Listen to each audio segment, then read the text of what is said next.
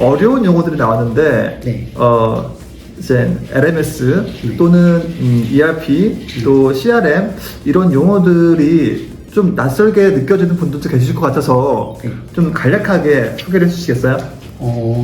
그 교육에는 되게 많은 플랫폼들이 있지만 가장 대표적인 것은 LMS입니다. 러닝 매니지먼트 시스템이라고 하는데요. 학습을 관리하는 거죠. 아이들이 어떤 강의를 들었는지, 몇 시간을 들었는지, 여기서 틀린 문제가 무엇이고 가장 취약한 점이 무엇인지 등을 파악하는 게 LMS라는 부분이고요.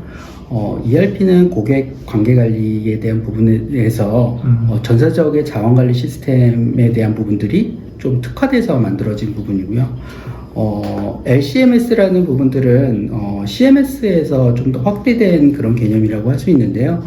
컨텐츠 매니지먼트 시스템에 러닝이 붙은 개념입니다. 그래서 우리가 이러닝 학습을 하다 보면 컨텐츠들이 굉장히 많이 양성이 되는데 오래된 컨텐츠들을 계속적으로 놔두게 되면 서버에 부하를 주고 좀 더 많은 용량에 대한 비용이 차출이 됩니다. 그런 부분들을 관리를 원활하게 해주는 것이 CMS. 가장 중심이 되는 게 이제 CMS이군요. 네. 강의라든지 강사에 관련된 컨텐츠가 있고 네. 이것을 또 관리하는 ERP라고 하는 또 전사적 자원관리 시스템이 있고 네.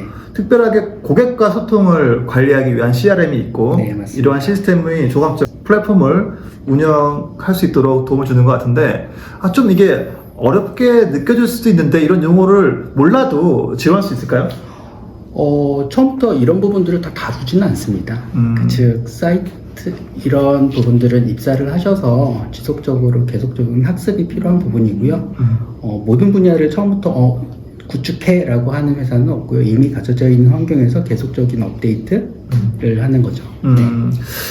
듣고 보니까 저는 당근 대장님이 왜 교육 쪽을 선택했는지 조금 감이 오는데요. 원래 좀 트렌드에 민감하신 분이시죠? 네. 이 기획자는 되게 저는 습관이 되게 중요하다고 생각을 하는데 그 습관은 저는 매일 IT에 대한 뉴스나 또는 시스템 하드웨어에 대한 부분들을 제가 그 블로그에다가 스크립을 해서 지속적으로 관리를 합니다. 정보를 많이 하는 기획자가 앞으로도 트렌드에 대한 설계를 할 수 있는데 되게 용이한 기획자라고 저는 생각을 하고요. 그런 습관들은 지금 이 영상을 보시는 분들도 따라 하시면 되게 좋은 습관이라고 생각을 합니다. 본인만의 학습 노하우라든지 학습력을 높이기 위한 그러한 본인만의 스킬 하나하나만 좀 말씀해 주시겠어요? 저는 마인드맵을 이용합니다. 마인드맵을 통해서 지금도 제 컴퓨터에는 마인드맵으로 일 관리를 합니다. 즉 11월에 1일, 2일, 3일, 4일이 있고요. 1일 안에 또 어떤 업무들이 있고요. 그 업무들을 해결하면 V를 체크를 합니다. 그런 업무들을 관리를 하고요. 독서나 이런 공부도 마찬가지 제가 책을 읽었을 때 밑줄을 긋는 부분들을 마인드맵에다가 그대로 페이지와 밑줄 긋은 부분을 타이핑을 쳐서 재학습을 하고요. 그 타이핑을 친 걸 기준으로 제가 PPT로 만들어서 독서 노트를 만들어서 발표를 하는 정도까지 갑니다. 그렇게 되면 3번을 공부하게 되는 거죠. 와, 정말 이렇게 마인드맵을 잘 활용하시는 분은 본 적이 없는데요.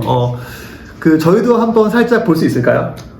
네네. 나중에 기회가 됐을 때 한번 제가 보여드리겠습니다. 그러면 저희가 영상에 여기다가 함께 소개해 드릴 테니까 여러분들이 나는 좀 학습 시간이 항상 부족해, 학습력이 부족해 라고 생각하시는 분이 계시면 이러한 당근 대장님의 마인드맵 노하우를 챙겨서 여러분들의 실무력을 강화시키길 바라겠습니다. 경험했던 분야 중에서 좀 인상 깊었던 분야가 있다면 어떤 게 있을까요? 되게 많은 부분들을 경험을 한 적이 있는데 하나 예를 들어 드리면 기획자는 되게 많은 기회를 갖게 됩니다. 옛날에 제가 진행했던 부분 중에 미니홈피가 되게 많이 성장했었던 시기에 중국에서 미니홈피 사업을 한다라고 오퍼가 들어와서 엘레팡토크라는 그 전화카드 회사가 중국에서는 전화카드로 통신을 했었거든요. 그때 거기랑 조인트 벤처 설립을 해서 차이나 모바일하고 차이나 텔레콤 기준으로 저희가 미니홈피, 미미닷컴이라는 것을 만든 적도 있고요. 근데 약간 제가 이 프로젝트를 진행하면서 이거는 꼭 알아둬야 된다라는 부분을 느낀 게 시기입니다. 시기. 즉 그때 당시에는 중국에서 인터넷 유저가 4천만 명 미만이었어요. 그렇기 때문에 지금 그때 오픈했어도 아마 잘 되지 않았을 시기였고요. 근데 지금 오픈했으면 아주 굉장히 잘 됐겠죠. 네, 그래서 저는 되게 오픈하는 시기를 잘 아는 기획자, 통찰력을 가진 기획자가 사업도 되게 잘하는 기획자라고 생각을 합니다.